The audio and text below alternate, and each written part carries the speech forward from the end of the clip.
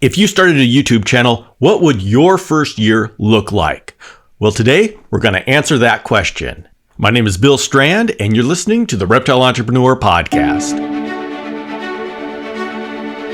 I am going to be joined by Ryan Tran, who is the creator of the Mighty Morphin Reptiles YouTube outreach. I brought Ryan on because he recently passed up his 1-year anniversary of being on YouTube. Now, some people come onto YouTube, they just have a lot of fun, and then all of a sudden they find themselves with a lot of subscribers. But then there are other people like Ryan who are deliberate about coming to YouTube and saying, I am going to create an outreach. And if you know anything about Ryan's channel, you know he has worked hard to do everything right. And so the question is, what does that first year look like? Well, let's bring Ryan on and we'll find out. Hello, I am here with Ryan Tran of Mighty Morphing Reptiles. Ryan, welcome to the show. Hey, Bill. Thanks for having me here.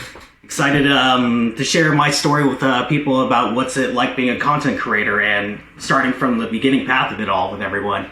Yeah, and that is exactly why I asked you here is because Ryan has started a YouTube channel, the Mighty Morphing Reptiles, and he has gone all in. And so I wanted to actually check in on him and see, what are we? We are at the year and a half? Is that the where we are? We are at, 14 months now.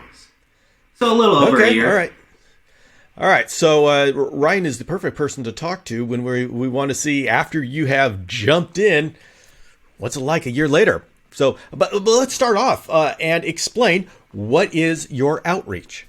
So on my YouTube channel, I'm talking about reptiles specifically. You know, I show a lot of like how I build cages. I do some care guides, some of the classic pet tuber style, but then I also like give people spotlights at the shows, like at reptile expos when I'm doing like vlogs over there and tours. But my main mission with the channel is actually to help people like take better care of animals, you know? Because like I feel like there's a lot of like, the industry hasn't really evolved in like going beyond the industrial care or breeding and taking care of animals, and I just feel like we're at that point now where it's time to shift things to do better for these animals. You know, like keeping them completely sterile isn't really a good like output for these animals, I feel like. So I think something needs to change, and so part of my message is to help people to try to do a little bit better with their animals. Okay, and so you've got a number of options out there: Instagram, TikTok, YouTube. What led you to choose YouTube as your main outreach?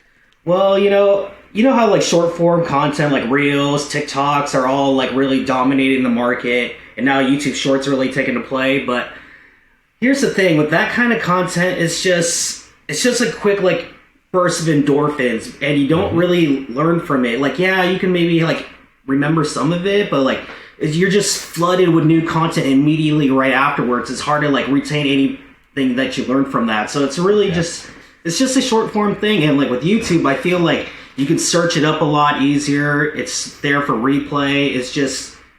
I just think it's a better outlet to learn from overall as a platform when it comes to video content. And did you consider doing a podcast? Originally I did not actually plan on doing that. Like I always like tempted the idea, but I just wasn't sure. As you know, I've started live streaming here recently for 80 type podcasts. I do like the live stream for podcasts. I don't have time for editing it like you do, but I do like it so far. And so, when we're talking about, say, podcast as in an audio form that is on like Apple Podcasts and Spotify and stuff like that, that's strictly audio. And then you've got the YouTube, which is video. Did you make a decision deciding between the two, or was it always just YouTube? The video was in your mind as the way to go? I feel like video was always in the way of the mind to go, but I probably will eventually start actually ripping it down to audio. One thing I kind of learned from YouTube, I wish I actually like released 5 videos when I first launched the channel. Okay. But if you only have one video at a time, I feel like it's a lot harder to gain subscribers with just one video.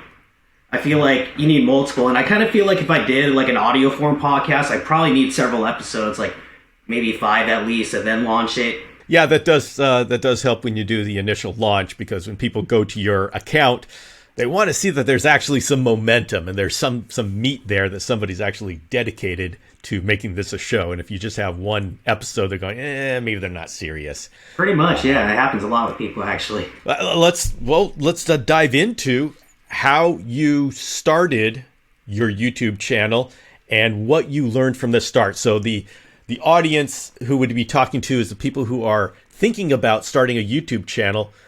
How did you start it, and what did you learn from your choices, and what would you recommend from your experience? Well, I honestly contemplated the idea of doing YouTube for like a year before I actually started. I did a lot of research by watching other YouTube videos from like Think Media, quite a few different channels about how to grow a YouTube channel, all about like recording and audio and all this, how to make thumbnails and stuff like that. So I did that for a while. I did practice editing quite a bit. But when I started my YouTube channel, it definitely starts out slow. I feel like no matter how many times you like study for something, and you won't really learn until you get actual experience. But I feel like for anyone who wants to really start a YouTube channel, you should probably just start sooner than later and learn as you go. There's no getting around that part. And a lot of people are afraid to start a channel of being judged and all that. I mean, I still am to this day, even after like almost 80 videos. But, we get in this thing called analysis paralysis, where we just keep analyzing over and over again, learning how to do something. But I feel like once we get stuck in this stage, it's really hard to get out. And I believe a lot of new people are going to when they want to start a YouTube channel, they're probably going to do the same thing. They're going to watch videos, how to do this, how to do that. You don't want to be spending too much time consuming content. You want to be creating it more than anything when you first start out. So how long was it from when you decided you wanted to do YouTube channel to when you loaded up your first video? Contemplated the idea for about a year, but when it came to actually studying, I'd probably say studying and practicing editing, probably about like 6 months. When I started my podcast, I knew I wanted to start it. And I think I wanted to start it 2 years before I actually launched my first episode. Wow, 2 years, man. I just figured the almighty Bill, I just figured you started it like pretty much right off the bat. Yeah, that's right. God himself touched me and said, "You're a podcaster." Yeah, you're a podcaster. Oh, I got you. It took so long for me to, figure out how do I do this? And then, let me tell you, my test runs for my podcast. I mean, my wife can tell you the cringy things that she heard coming out of my test room of my first episodes. It was a process, but it took me 2 years from when I decided I wanted to do it to when I actually loaded up the first episode. So, man, I thought I spent too much time. It's too much. It was too much, and I don't know if you want to use the word scared, but it was intimidating. How do I do this? And once I do it, how's it going to sound? And there's just so many questions. Yeah, my experience was you're not going to have the answers to those questions. Just do it, and you're going to find out. It's just exactly what you said. Pretty much that's how you got to do it. And so when you did start your channel, did you start off with more than one video? No, I started off with one video introduction. I actually did have about probably a dozen, 20 videos actually lined up. I mean, I didn't spend 6 months practicing editing one video, and I decided I'm just going to build up a vocabulary and then release them weekly here. And I did that for probably about a month and a half. Then I started realizing wow, a lot of these videos I made before, no one's going to watch it. You speak too long. You don't get straight to the point. You kind of went a lot of the first generation of YouTube where you just had too much fluff in it, whatever. And, with YouTube nowadays, you can't be fluffy. You got to get straight to the point. After Reels came out, intros, nobody wants to hear a 30-second intro anymore. You pretty much got 8 to 10 seconds to get straight to the point, or you're out of there. Really, and that's just how it is. So I went back, re-edited, and even after editing some of those videos, man, this is just not worth it anymore. Scrap the video, so yeah. But I wish I would have released a few right off the bat, but hey, it's kind of one of those things you learn as you go. Let's go into how you chose the topic for your video. And the context of this question is those of us interested in a niche, we can niche down, we can broaden the topic. And a lot of times we say, okay, what is it I love? But then what can I create? And so if you niche down too far, I mean, I could, for my chameleon channel, I could have done, instead of chameleons, I could have done panther chameleons. I could have done breeding panther chameleons, and I niche way down. Or I could have gone arboreal lizards, reptiles, pets, animals. We all have this decision to make. How did you make your decision as to where on that spectrum you would produce? So I'm actually glad you asked that question. So originally, my brand name was Mighty Morphing Chameleons before I switched to YouTube as Mighty Morphing Reptiles. And like panther chameleons are definitely one of my favorite. And for anyone's listening, I've been breeding panther chameleons for a few years, but I always kept other reptiles along the way too. But I felt like when I started YouTube, like, I felt like if I did panther chameleons only, like, I'd probably, make a dozen videos and probably get bored of it or just be reusing the same kind of content. So I decided, like, hey, I want to broaden a little bit, talk about, like, collar lizards, all kinds of stuff. And I feel like with any reptile content creator, that's kind of the thing you really gotta do if you really want to, like, have more ideas to like branch off of and things to show or things to learn, share with the world how to take care of certain things, like I guess if you niche down too hard, then it just gets harder to grow your outreach, if that makes sense, right? Yeah, it makes it easier to find your audience, but yeah, it does limit you as to what you can talk about. So yeah, I'm definitely glad I didn't just stick to panther chameleons because I probably would have gave up after like 10, 12 videos. I'm not like you or I forget that girl from Neptune the Chameleon.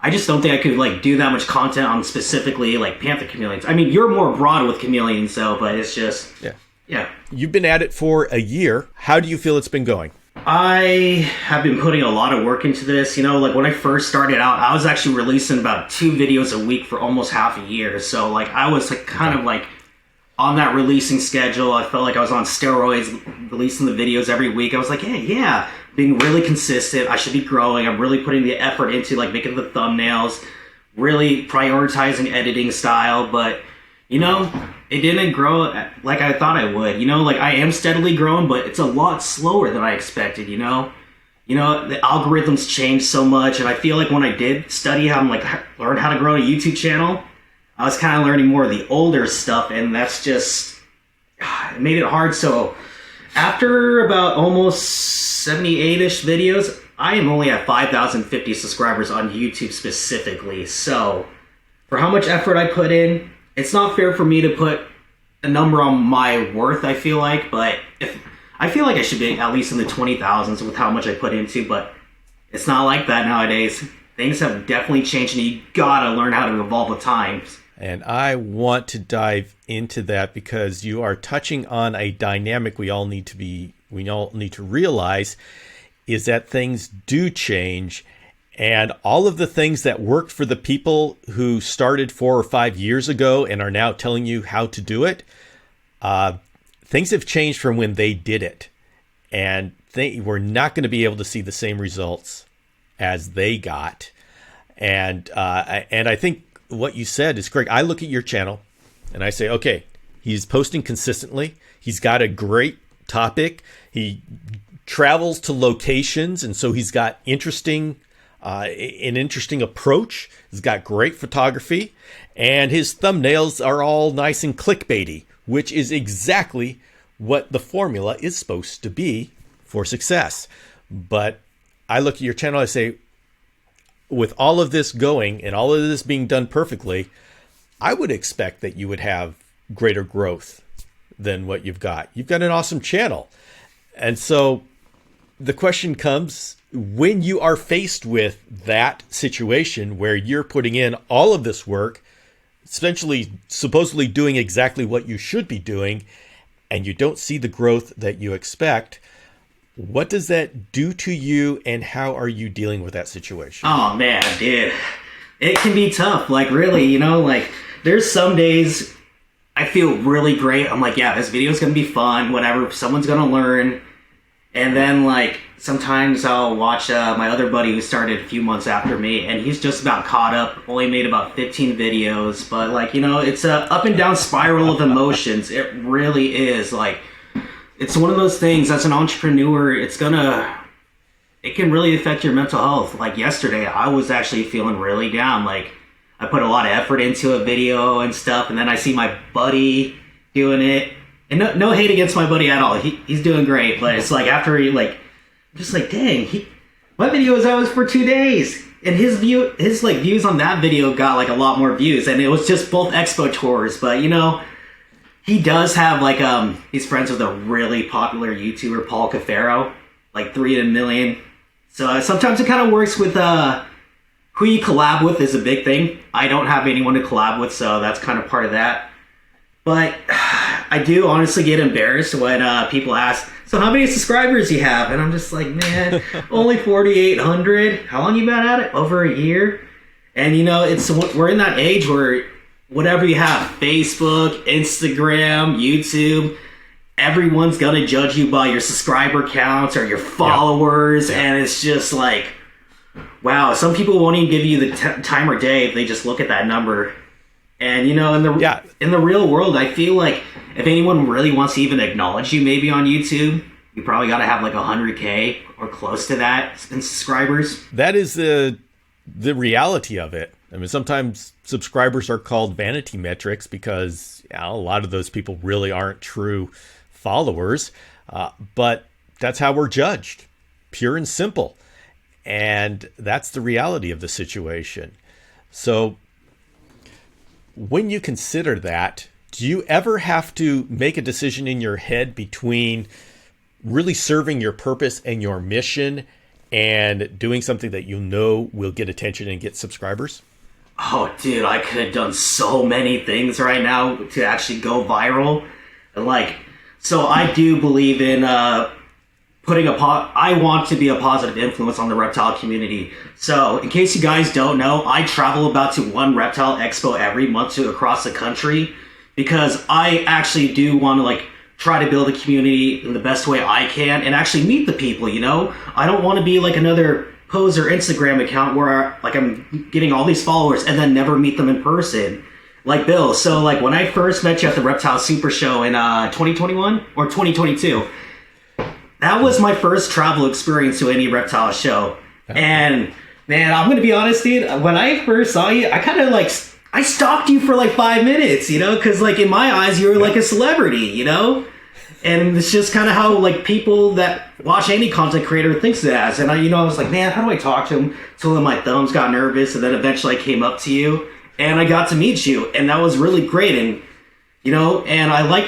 and I'm sure that made you feel good too. And when I actually go to every show I go to, there's always someone coming up to me saying they watched a certain video, it could help them in some sort of way. And that's something really great. It's a really good feeling to actually meet the community and make new friends along the way. And it's just something that's really rewarding. Even, no matter how many subscriber counts you get, if you actually travel and meet the people, that's one of the best feelings. And I plan on doing it more, as much as I can. Yeah, well, I got to tell you, when people come up to me, like you came up to me, it does feel great, but it's a complete surprise because I really got my reputation via a podcast, which means I'm sitting in my closet with all my clothes around me. I am alone in this little room because it's the great acoustics, and I'm talking into a microphone.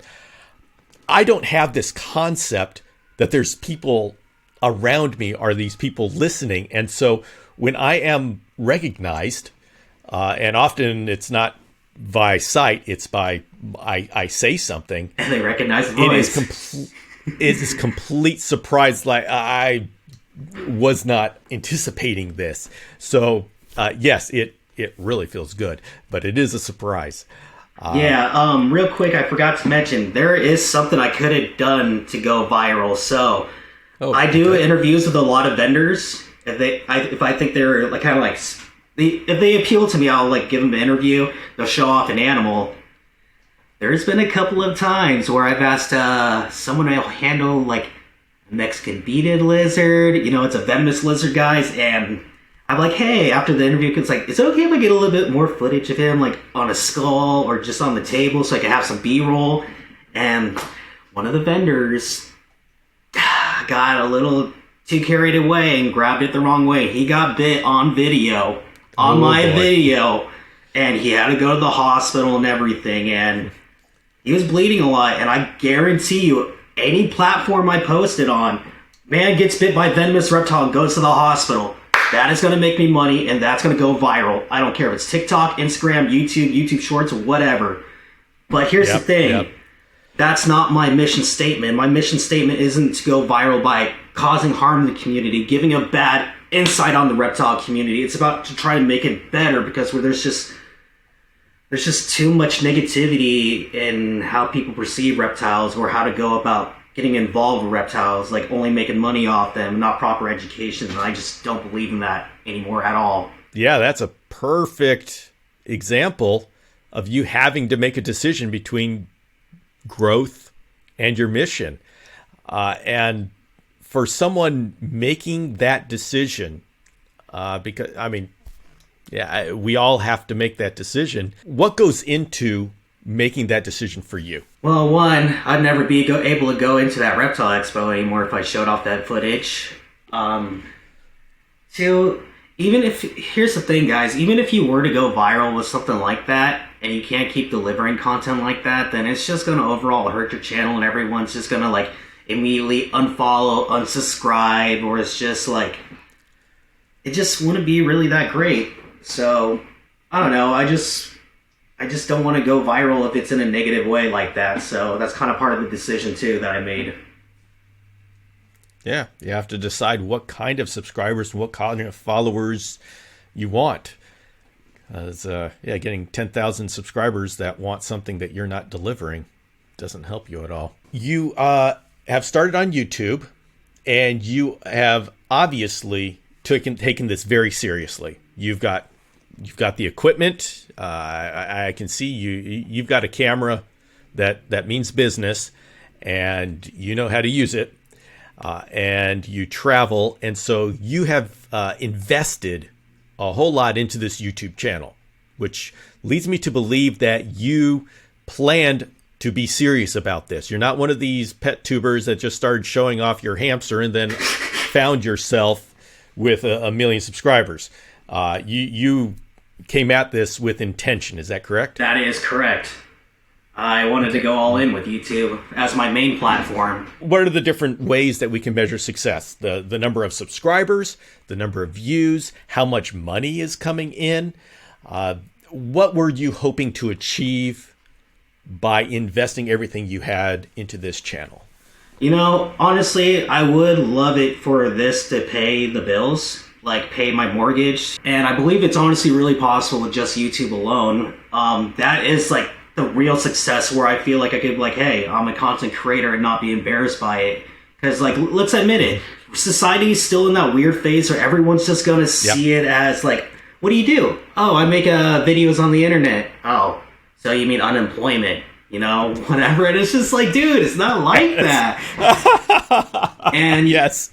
And like, you know, a lot of people see it like that, and it's kind of sad, but here's the thing, it is really possible, you know, and I'm okay with sharing my numbers right now.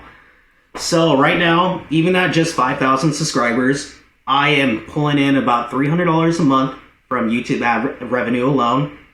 And there are multiple ways to make money off this for anyone who wants to know. Like, there's Amazon affiliates where, let's say you talk about a certain product in your video. Like for me, I'll talk about a certain aquarium LED light I use for my dart frogs or any of my gecko builds and stuff like that. And if someone buys that through your link in the description, you get like 3%.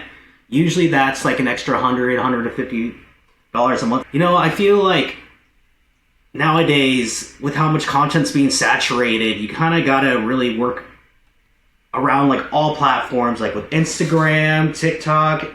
I can't do TikTok, I'm sorry though. No, you got to reach out, you got to build a platform, you got to build a following on multiple platforms. And you know, and I'll admit, guys, there was for the last couple months of last year, I was actually monetized on Facebook. Well, yes, you can be monetized on Facebook. For anyone who doesn't know, there's several bonuses. Performance bonus, Reels bonus, forget the other one. I was on the performance bonus, and then I was monetized with Reels.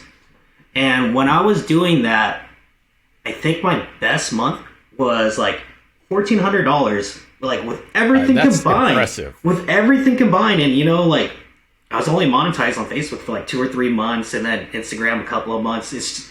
That's what I mean. Like, even if you're a small content creator, and if you really try to, the thing is with content creators, I've learned along the way is you can't rely on one source of income when it comes to making some money off it. You have to do a little bit here and there. A wise man once told me when I was working construction, was like, hey, every man should have 3 incomes. And now I feel like content creators should be like, hey, I got 15, even if it's like only $20 a month from this, $30 a month from that. If you keep stacking it all, it can help. But unfortunately, I lost my monetization on Facebook and Instagram because you have to be really careful with your wording on certain things. So I'm going to say this. Gotta ask. Yeah, so I'm going to say this right now, guys. Usually with your social media pages, they're going to want it linked to your personal profile, like your Facebook or something. One day I made a joke on my personal post to a friend about kicking their butt, but with the A word, and Facebook called me a terrorist. They called me a terrorist and deactivated everything, so I lost my Facebook and my Instagram social media pages to it, and immediately got demonetized from those 2 platforms, so I lost a big chunk of change.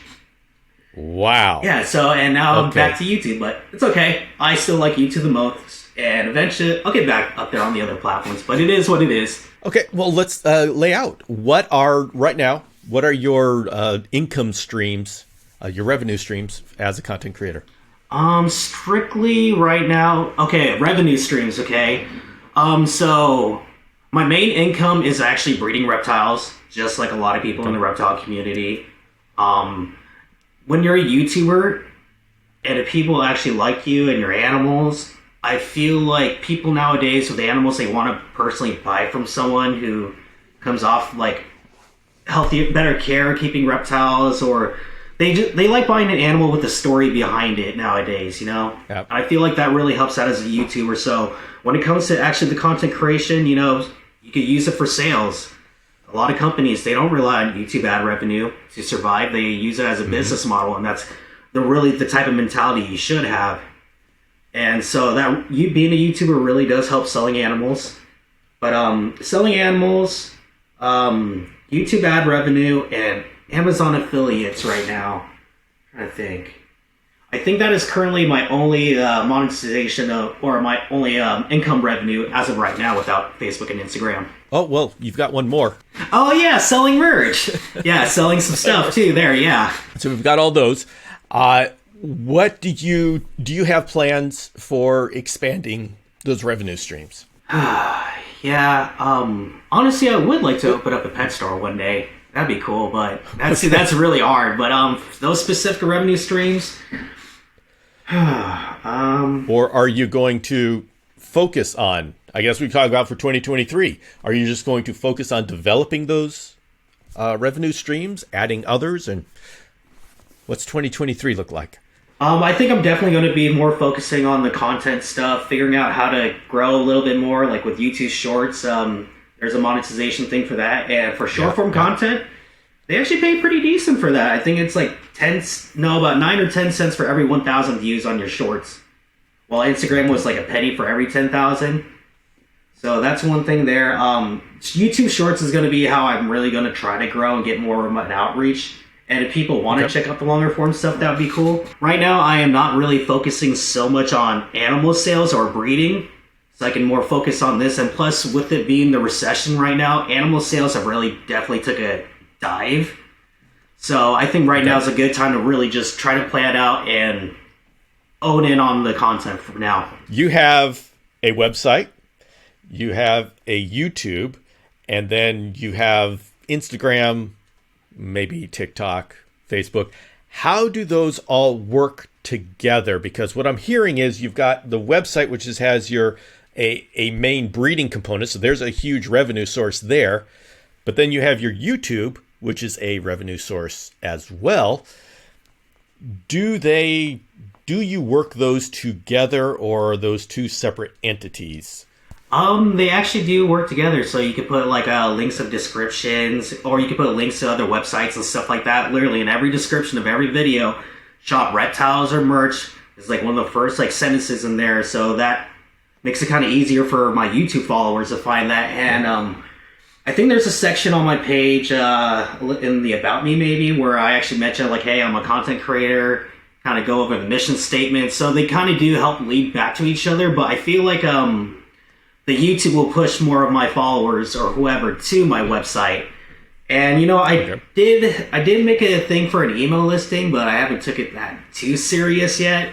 I probably should do it, so just in case anything happens again, like what happened with my Instagram and Facebook, where I could maybe grow some of those guys back or get some of those followers back. At this point, you're working on growing. Would you say your focus for 2023 would be growing your YouTube channel or growing your breeding operation? Definitely growing the channel. I honestly don't want to breed full time. I kind of like the path of education a lot more. It's more satisfying to me, and let's face the facts, when it comes to breeding, the more animals you have, the more problems, the more customer service. And guys, if you guys are just starting to breed reptiles, you're going to have to do a lot of customer service. And they like to say the term the customer's always right, but I do not believe in that when it comes to animals. But it's a really tough market to do with breeding. And there's been so much of this thing over the last couple of years, especially with 2020, where like people are going to act like you can get filthy rich by breeding reptiles. So a lot of people are like really like just hopping into the breeding game for all the wrong reasons, and it's kind of wrong. And now that's making it more saturated too. So I don't really like this path. I don't really like that idea of how people are getting into reptiles. But no, breeding's not really the thing I'm trying to do full time at all.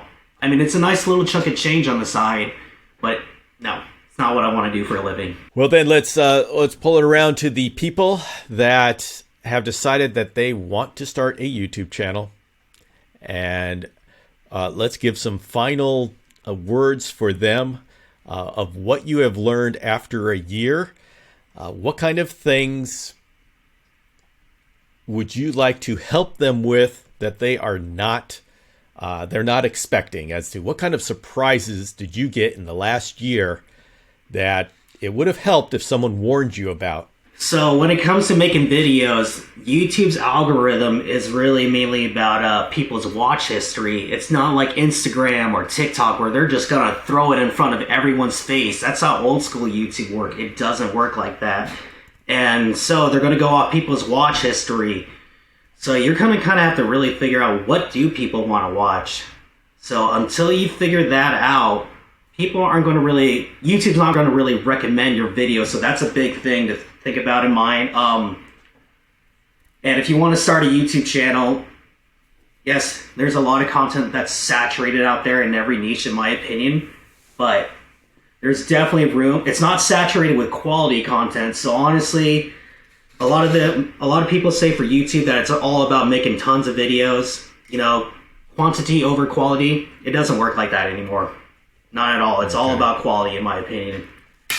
And do not fall into the trap of like trying to upload every single week. You will burn out doing that kind of thing. Like, I'll be honest, there was probably a good 3 or 4 week period in October where I did not upload a single video.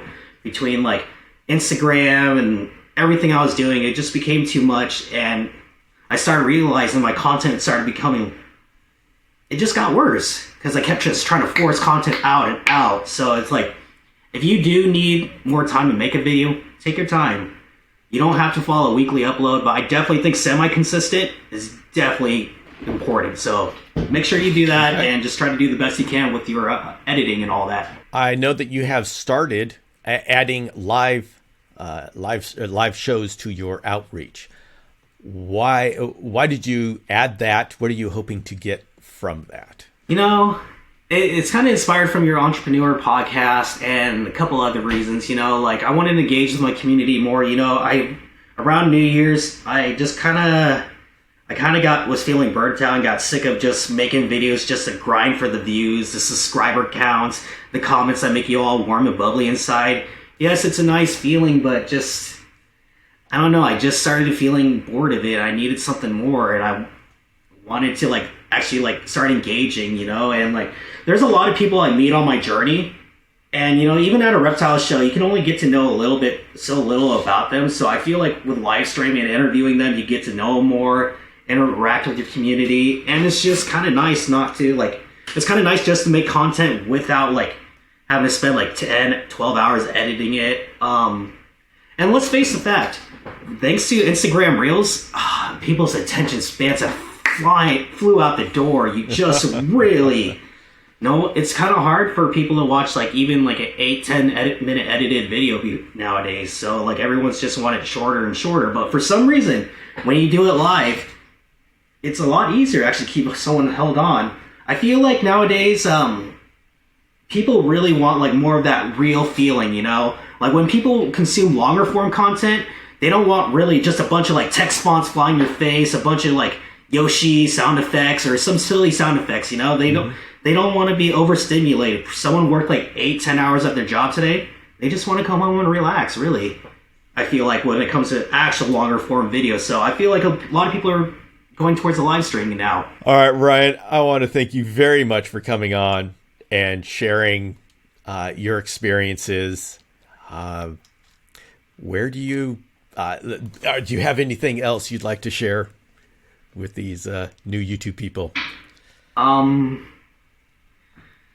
When it comes to content creating, don't let it absorb your life. Don't let it absorb your life. There's definitely going to be times where all you're going to think is about the next video, doing this and that, And if you want to do this in the long run, take your time with it, Try not to stress too much about the vanity metrics. Your mental health is definitely important. I cannot stress that enough.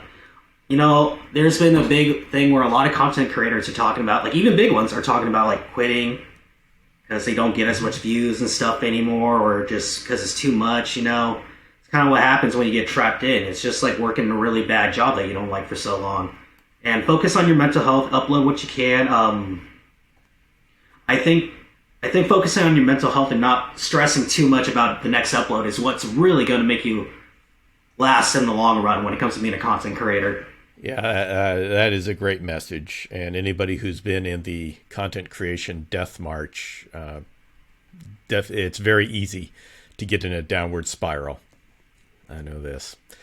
All right, Ryan, thank you very much for coming on and sharing your experience. No, thank you, Bill. And you guys have a good one, and good luck on your journey.